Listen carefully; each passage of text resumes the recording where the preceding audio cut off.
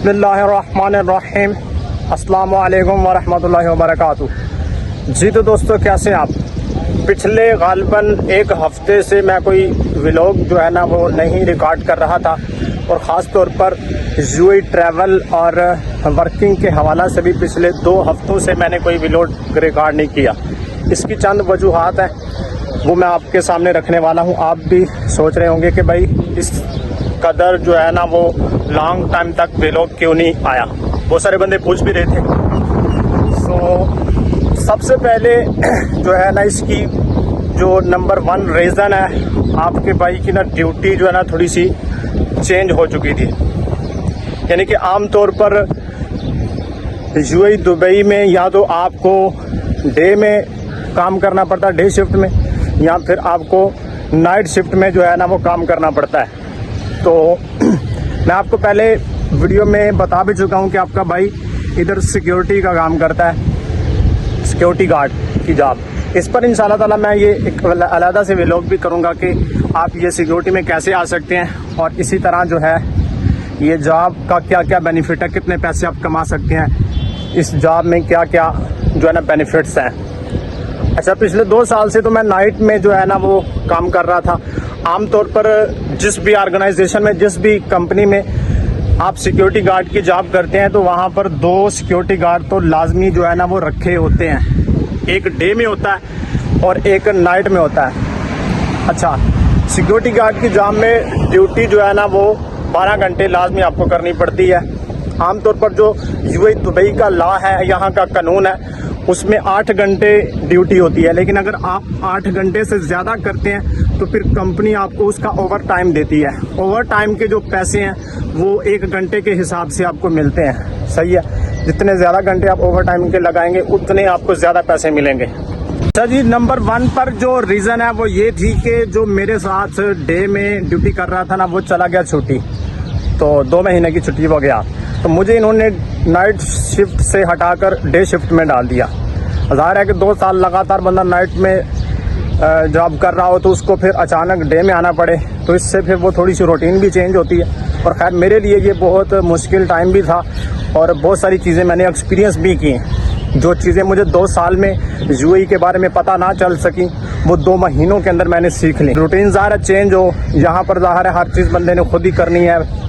सर्दी है, गर्मी है, ड्यूटी, देगर काम काज जो है सारे बंदे को खुद ही करने पड़ते हैं। यहाँ पर माँ थोड़ी है कि जो बंदे को कपड़े धो के देगी, खाना पका के देगी, तो इसलिए ये सारी चीज़ें हम खुद ही कर रहे होते हैं। तो एक वजह ये थी, ठीक है। अच्छा, जिसकी वजह से जो है ना व्लॉग्स मैं प्रॉपर अपलोड नहीं कर सका। नंबर 2 पे जो मसलन रीज़न है वो फिर इसके बाद रमज़ान स्टार्ट हो गया।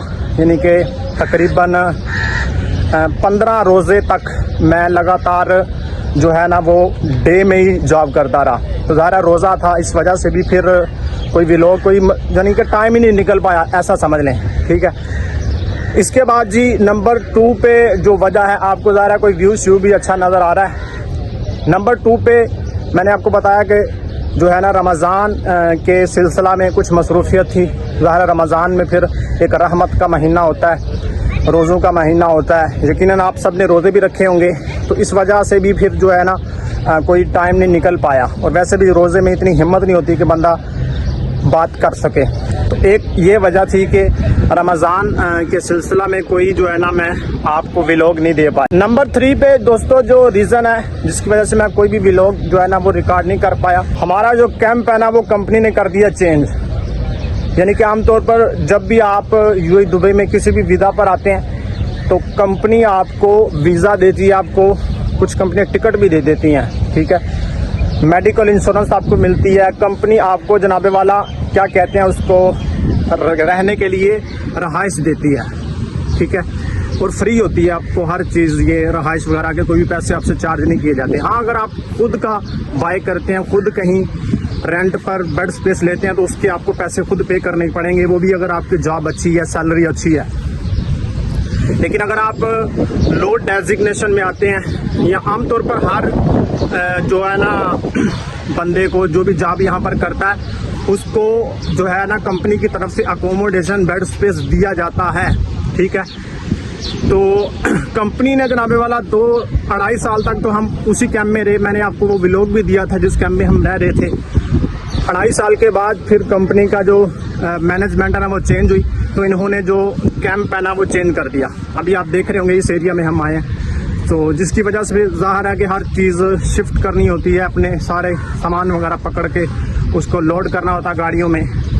और फिर रमज़ान भी था, ठीक है, रमज़ान के अंदर इधर हम आए, 15 रमज़ान के बाद हम इधर आए। खैर बहुत अच्छा एक्सपीरियंस रहा। तो जिसकी मुनासबत से जो है ना कोई भी व्लॉग मैं रिकॉर्ड नहीं कर पाया। और ज़ाहिर नई जगह जब बंदा आए तो फिर उधर दिल लगाना थोड़ा सा और चीज़ों को मैनेज करना मेरे ख्याल से मुश्किल होता है। नामुमकिन नहीं होता लेकिन मुश्किल ज़रूर होता है। तो ये चीज़ें मैं आपको पहले बता रहा हूँ ताकि आपको भी जब ये चीज़ें फेस करनी पड़े तो आपको पहले ही पता चले कि भाई हम अगर इधर आएंगे तो ये चीज़ें जो है ना हमें फेस करनी पड़ेंगी। ज़ाहिर जब नई जगह पर बंदा आता है तो बहुत सारी चीज़ें बंदे को नहीं पता होती, और ये सारी वजूहात थी जिनकी बुनियाद पर कोई भी व्लॉग नहीं आया। इंशाल्लाह ताला भी प्रॉपर व्लॉग्स आएंगे और मैं एक नए एंगल से आऊँगा, ठीक है। पहले आमतौर पर मैं ज़्यादातर ट्रैवल और टूरिज़्म के तहत ही आपको बताता हूँ, लेकिन अभी इंशाल्लाह ताला यहाँ का लाइफस्टाइल देखकर जो भी चीज़ें हैं उनको एक्सप्लोर मैं करूँगा। तो बाकी आप सबकी सपोर्ट की ज़रूरत है। इंशाल्लाह ताला नेक्स्ट व्लॉग के साथ फिर मिलेंगे, तब तक के लिए अल्लाह हाफ़िज़।